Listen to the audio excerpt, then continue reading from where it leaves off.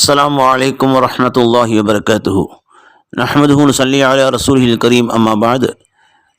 கண்ணியமிக்க பெரியோர்களே, அன்பிற்குரிய சகோதரர்களே, சிறப்பு வாய்ந்த தியாக திருநாள் நம்மை நெருங்கி கொண்டிருக்கிறது. குர்பானி தருவதற்காக ஆடுகள் மாடுகள் வாங்கப்பட்டு நாம் தயாராகி கொண்டிருக்கிறோம். அல்ஹம்துலில்லாஹ். நேற்று ஒரு நண்பர் ஒரு கேள்வியை கேட்டார். அதை மட்டும் இந்த பதிவிலே நான் பதிவிடுகிறேன். இறந்துவிட்ட பெற்றோருக்காக, உறவினருக்காக குர்பானி கொடுக்கலாமா என்று கேட்டிருந்தார். இதில் இரண்டு விஷயம் இருக்கிறது. ஒன்று, நம்முடைய பெற்றோர்கள் இறந்து விட்டவர்களுக்காக நாம் குர்பானி கொடுக்கிறோம் என்றால், பொதுவாக குர்பானி என்பது அல்லாஹ்வுக்காகத்தான் ஒரு இபாதத்தை செய்கின்றோம். அதை நாம் தான் செய்கின்றோம். அந்த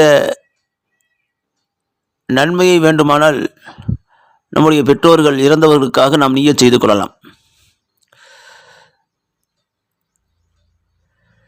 அந்த நன்மை அவர்களுக்கு கிடைத்துவிடும்.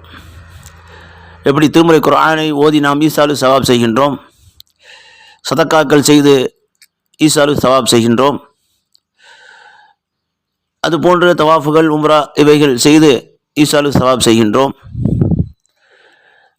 பத்ரி ஹஜ்ஜு செய்து கூட நாம் நன்மையை சேர்ப்பிக்கின்றோம். இவ்வாறாக பல தருணங்களிலே அமல்கள் செய்து அதனுடைய நன்மைகளை நம்முடைய இறப்பெய்துவிட்ட பெற்றோருக்காக நாம் சேர்த்து வைக்கின்றோம். அப்படித்தான் குர்பானியும். குர்பானி நாம் தான் கொடுக்கின்றோம், அல்லாஹ்வுக்காக தருகின்றோம், தியாக உணர்வை வெளிப்படுத்துகின்றோம். இதெல்லாம் எந்த மாற்றமும் இல்லை. ஆனால் அதன் நன்மையை நாம் அல்லாஹ்விடத்திலே துவா செய்கின்றோம். யா அல்லாஹ், இந்த குர்பானியின் நன்மையினை முழுமையாக என்னுடைய பெற்றோருக்கு நீ தந்தல் புரிவாயாக என்று அல்லாஹ்விடத்திலே துவா செய்யலாம். நிய்யத் வைத்துக் கொள்ளலாம், அல்லாஹ்விடம் துவா செய்யலாம். நன்மைகள் அவர்களுக்கு கிடைத்துவிடும். இதுதான் இறந்தவர்களுக்காக நாம் குர்பானி கொடுப்பது என்பதன் பொருள். ஈசாலு சவாப் தான், நன்மையை சேர்ப்பிப்பது தான் இதன் நோக்கம். அவ்வாறு ஒருவர் ஒரு ஆட்டையோ அல்லது மாட்டையோ வாங்கி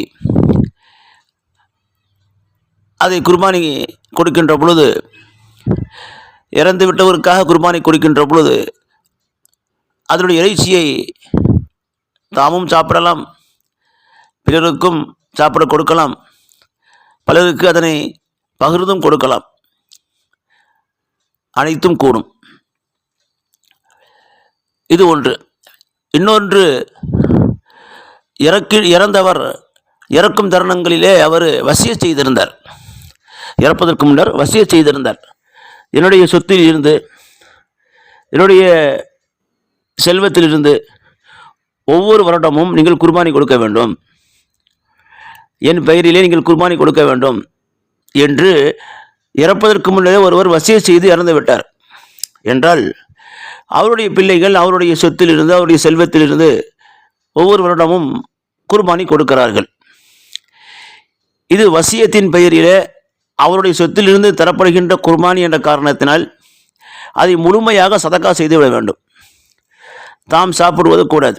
அது முழுமையாக ஏழைகளுக்கு அதை பகிர்ந்து கொடுத்து விட வேண்டும் என்பது சட்டம். ஆக இறந்தவருக்காக வேண்டி நாம் நிய்யத் செய்து குர்பானி கொடுப்பதும், நன்மையை சேர்ப்பிக்க அல்லாஹ்விடத்தில் பிரார்த்திப்பதும் இதுவெல்லாம் கூடுமான ஒன்றுதான். ஆனால் கூட்டு குர்பானியிலே நாம் சேர்கின்ற பொழுது இறந்தவரின் பெயரை சொல்ல வேண்டியதில்லை. 7 நபர் சேர்ந்து ஒரு மாட்டை அறுக்கிறோம் என்றால், ஒட்டகத்தை அறுக்கின்றோம் என்றால், அது 7 நபர்களிலே இறந்தவரினுடைய பெயரை நாம் சொல்ல வேண்டும் என்பதல்ல. நம்முடைய பெயரையே சொல்லலாம். எவர் பணம் செலுத்துகின்றோமோ அவருடைய பெயரையே அங்கே பதிவு செய்து விடலாம். அவர் நிய்யத் செய்து கொள்வார். இதன் நன்மை இன்னாருக்காக நான் சேர்ப்பிக்கின்றேன். யா அல்லாஹ், இந்த நன்மையை இன்னாருக்கு நீர் சேர்த்து வைப்பாயாக, என் பெற்றோருக்கு நீ சேர்ப்பிப்பாயாக என்று அல்லாஹ்விடத்திலே துவா செய்து கொள்வார். இதுதான் முறை என்பதை அந்த நண்பருக்கு நான் தெரிவித்தேன். அதையே இந்த பதிவிலும் நான் பதிவிடுகின்றேன். அல்லாஹ் மார்க்க விளக்கத்தை தந்தல் புரிவானாக. ஆமீன். அஸ்ஸலாமு அலைக்கும் வரஹ்மத்துல்லாஹி வபரகாத்துஹு.